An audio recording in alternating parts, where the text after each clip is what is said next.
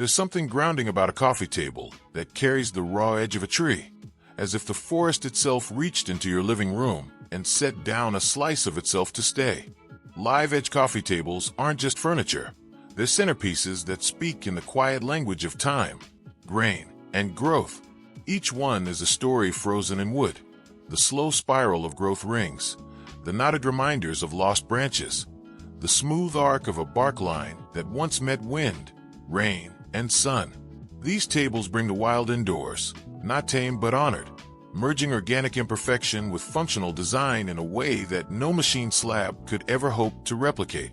A live-edge coffee table starts long before it's sanded or sealed.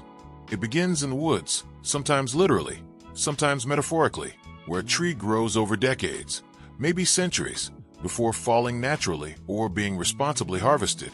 The log is then milled into slabs, sliced through its heart so each board captures the essence of that tree's life. One edge is left untouched or only lightly trimmed to preserve the flowing, unpredictable line that gives live-edge furniture its character. It might curve gently like a river, or jag sharply around what was once a knot or limb. That edge, unique and unrepeatable, becomes the star of the table.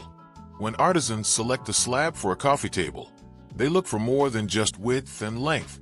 They seek wood with personality, curling grain, spalting, color contrast between sapwood and hardwood, maybe even voids or splits that can be stabilized with epoxy.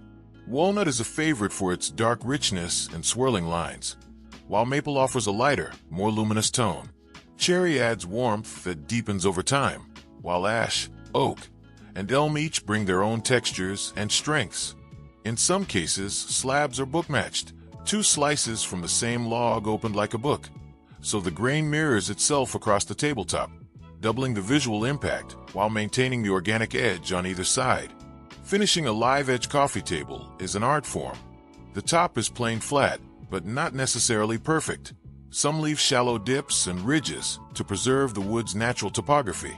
Every square inch is sanded down through a sequence of grits, starting rough and ending silky, until the grain opens up like a fingerprint under your hand. Any cracks or holes are either embraced as is, or filled with clear or tinted resin to create depth and preserve structural integrity. Sometimes bow tie inlays, small wooden stitches, are used to hold a natural split together, adding both strength and visual flair.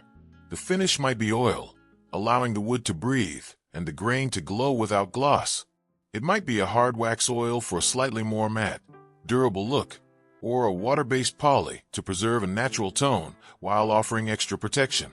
Some finishes darken the grain dramatically, others keep it pale and crisp. Regardless of the method, the goal is always the same: to make the wood speak, not shout.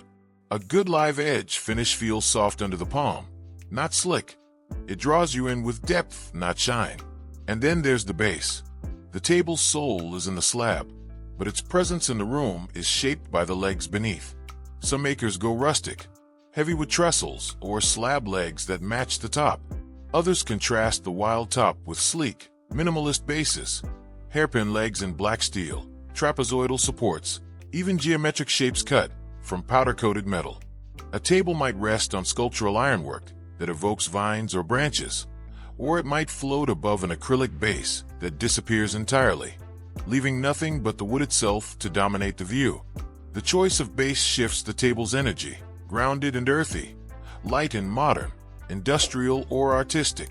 When a live-edge coffee table enters a space, it instantly becomes the visual anchor. In a living room full of rectangles and symmetry, the curve of that natural edge breaks the grid in the most beautiful way. It draws the eye and invites the hand. You might trace its path absent-mindedly while talking, or rest your coffee on one end while admiring the subtle wave at the other. No two people will see the same shapes in the edge. A curl might look like a flame to one, a coastline to another. That's the beauty of asymmetry. It leaves room for interpretation, for engagement, for a kind of visual breathing that rigid furniture rarely offers. And while it may look like art, a live-edge coffee table is made to be used. It welcomes mugs, books, laptops, board games, and bare feet. Over time, it will collect memories in the form of small scuffs, softened corners, and the quiet wear of daily life. And instead of diminishing it, these signs of use deepen its character. A live edge slab ages with grace, developing a patina that no artificial distressing can fake. If a deep scratch ever mars the surface, it can be sanded and re-oiled. If the finish dulls, a bit of fresh wax brings it back. These tables are meant to last, not for years, but for generations. Some people commission custom live edge tables, choosing the slab themselves from a sawyer's collection or even from a fallen tree on their own property. The result is personal, permanent, and full of meaning. Others find ready-made pieces from skilled artisans who spend weeks or months crafting each one, whether custom or pre-built. Each table carries the fingerprint of the wood and the hands that shaped it. Larger spaces may pair the coffee table with matching live-edge side tables, benches, or even floating shelves. Smaller rooms may need only that one central piece, a reminder that not all beauty needs to be loud, and not all elegance is symmetrical. Add in a few accents, stone coasters, handmade ceramic bowls, a small potted plant, and suddenly the table feels like a landscape, a little piece of wild earth reimagined for the home. Even in modern interiors, surrounded by concrete floors and steel fixtures, a live-edge coffee table brings balance. It softens the hard edges, warms the palate, and makes the space feel more grounded, more human. It's not just furniture. It's memory made visible. It's motion frozen in wood. It's the past and the present held together by a single, flowing line cut straight from the heart of a tree. And every time you sit beside it, whether to read, sip coffee, or just let your thoughts drift, you're reminded that beauty doesn't have to be manufactured. Sometimes it just needs to be revealed. One curve, one grain, one edge at a time. A live-edge coffee table is wood, plain and raw, but not simple. It's a piece of the tree left mostly untouched, just tamed enough to sit flat in the middle of your living room. There's no hiding its origins. The edge still curves like it did in the forest. The grain runs wild. Every scar tells you this would used to be something real, standing tall somewhere before it was cut down and carved into something you can set your coffee on. These tables aren't built for polite little tea sets. They're thick, heavy, solid. A slab of walnut or oak, maybe maple or acacia, sometimes cut from the trunk itself, sometimes a split down the middle piece called a book match, showing off mirrored grain like an open book. No two are ever the same, because nature doesn't do copies. The edge curves where the tree grew fat. It dips where a branch once split off. It rises where the bark clung on tight. And the best part? You don't fix any of it, you keep it. The top is usually plain smooth, but never perfect. You can still see the movement of the grain, still feel a tiny ridge here or a knot there. It's wood being wood, not trying to be plastic or polished stone. Some slabs get a little resin fill, clear or black, to stabilize cracks or add strength. Others are left open, letting age and time do what they will. The legs vary. Hairpin metal legs for that industrial touch.